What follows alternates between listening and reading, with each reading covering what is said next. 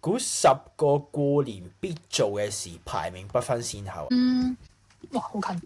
係好近。買嗰啲禮盒，即係辦年貨。有啊，買新衫，買新衫，買新嘅家庭電器。封利是，呢個係新年必備節目啦，就係派利是同埋收利是啊。執屋。有啊有啊，打掃屋企啊。睇到呢度嘅大家快啲執屋啦，雖然我都未。係啊。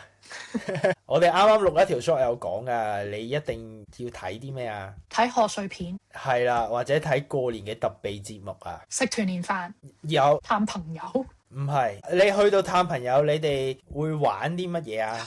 打麻雀。係啦，冇錯，或者係玩魚蝦蟹啊嗰啲啦。啊，有一個咧都係買嘅，想試下今年好唔好運，你會去買咩啊？六合彩，冇錯啦，去買六合彩啊！係咪有咩金刀寶嗰啲？如果你係傳統同埋迷信少少嘅，你會去邊度啊？去啲廟嗰度拜神。冇錯啦，去車公廟啊，俾麒麟撞埋，講笑。Blackpink 個 Lisa 都有去車公廟，聽講好似泰國人好中意去車公廟，就好似香港人好中意去求見白龍王嘅，係或者普通可能四面佛。